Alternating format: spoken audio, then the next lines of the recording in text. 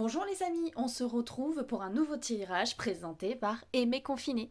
C'est parti. Alors, qu'est-ce que nous avons pour les scorpions? Hmm, la carte de l'illusion. Oh, je suis contente, à chaque fois on a de nouvelles cartes.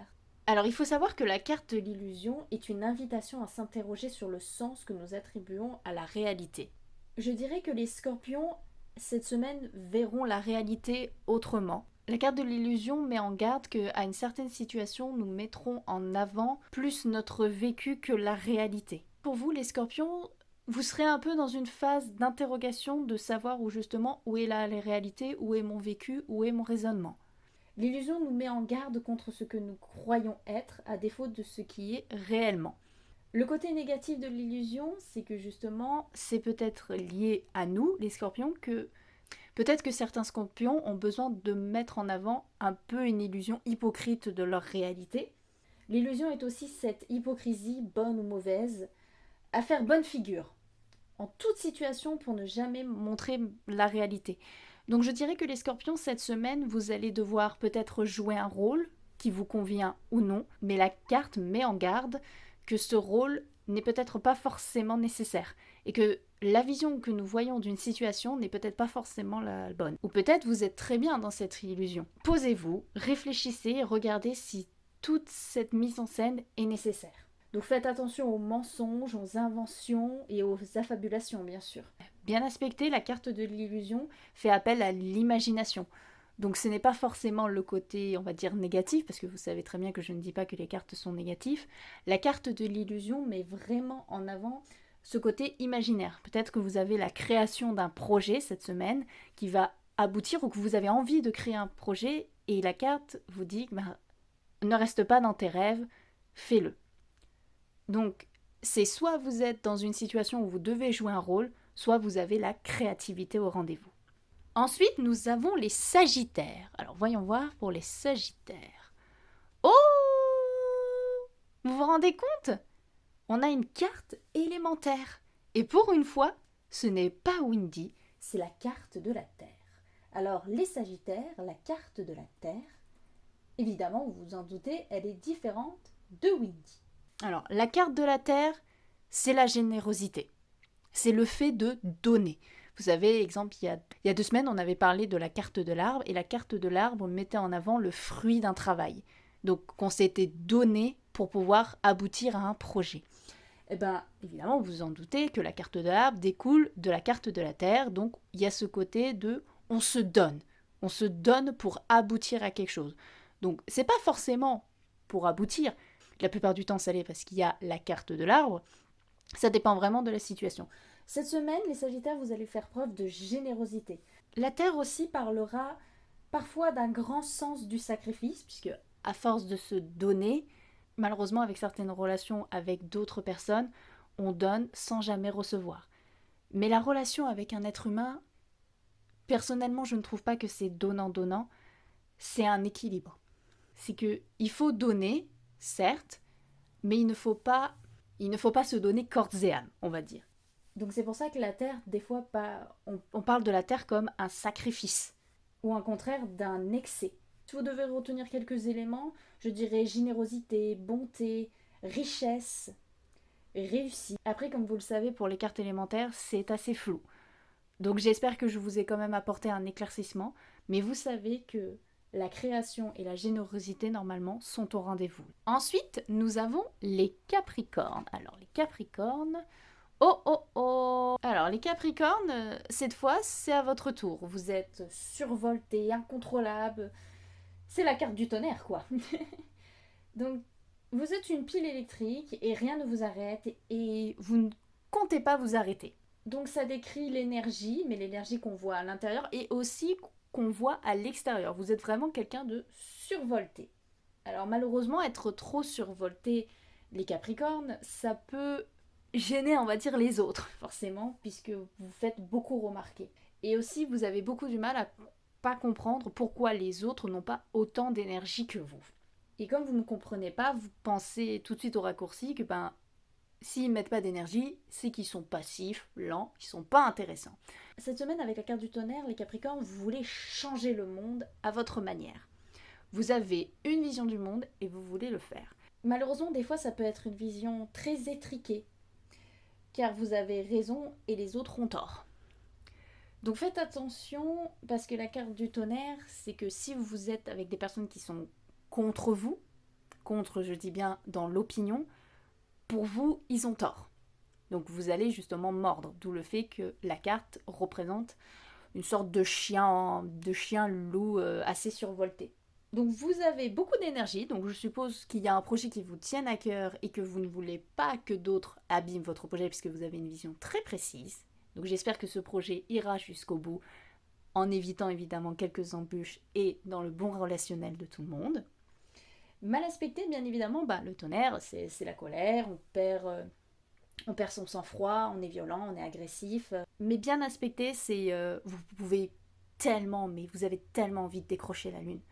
Partons du postulat que vous voulez justement atteindre votre objectif.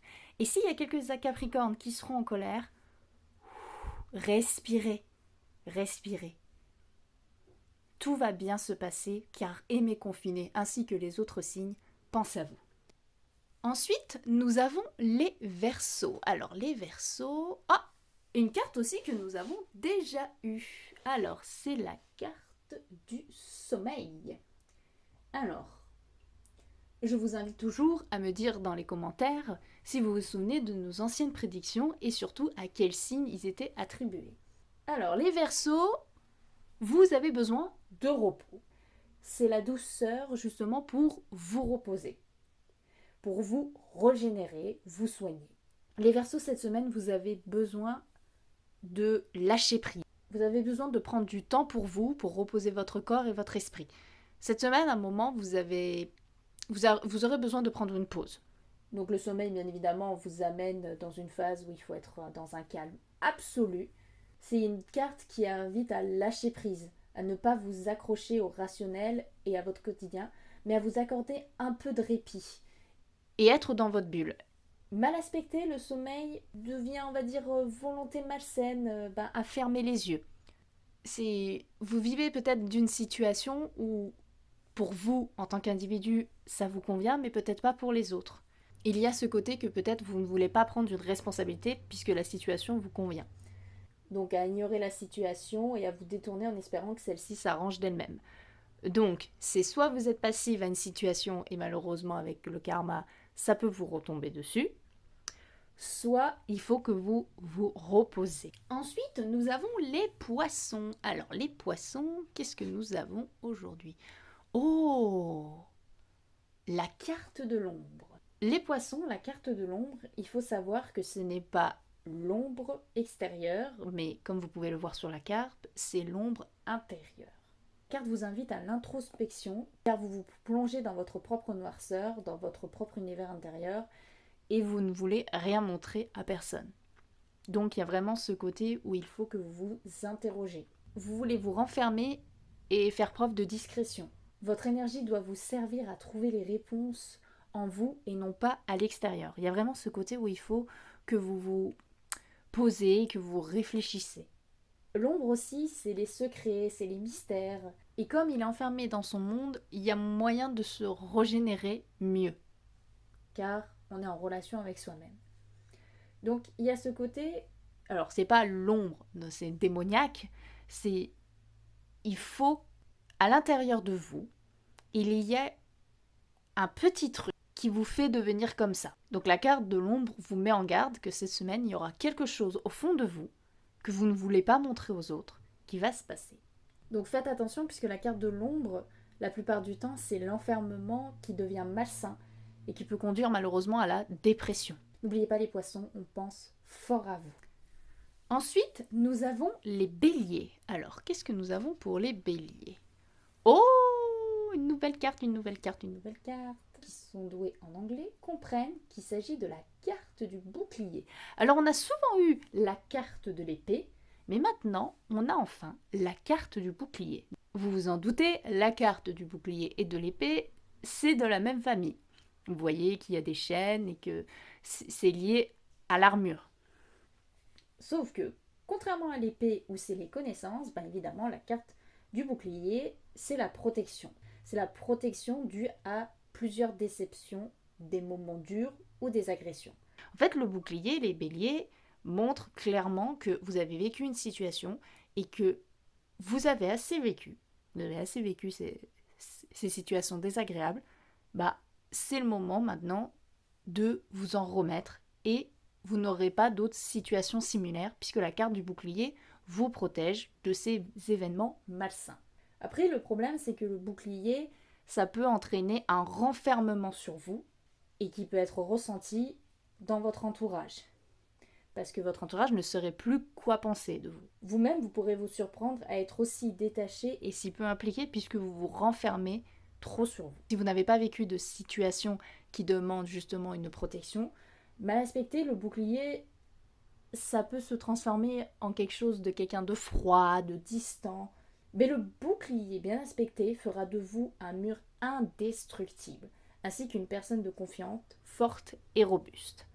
Donc, ce que je pourrais en conclure, c'est que cette semaine, pour vous les béliers, vous allez soit vous poser et réfléchir à des événements que vous avez vécus pour faire en sorte qu'elles ne se produisent plus, vous vous protégez de cette manière, soit vous êtes un mur indestructible qui a toute une volonté, une grande confiance en vous dans cette semaine, et c'est très bien, soit vous allez être froid et distant. Ensuite, nous avons les taureaux.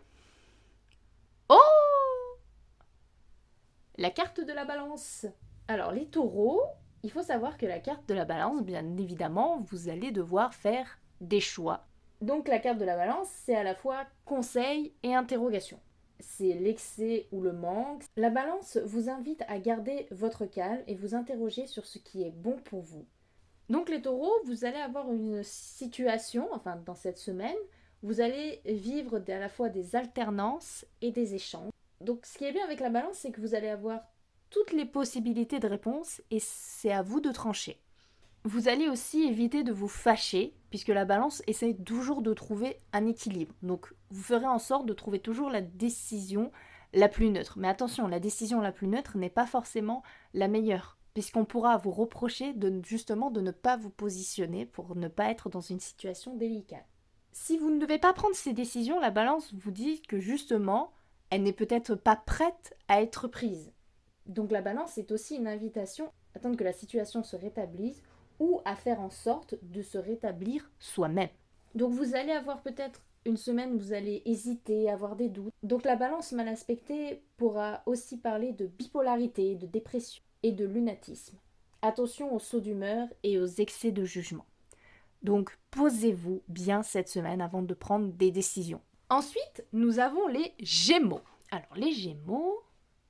la semaine dernière, on a eu la carte des ténèbres. Maintenant, les Gémeaux, vous avez l'autre côté, la carte de la lumière.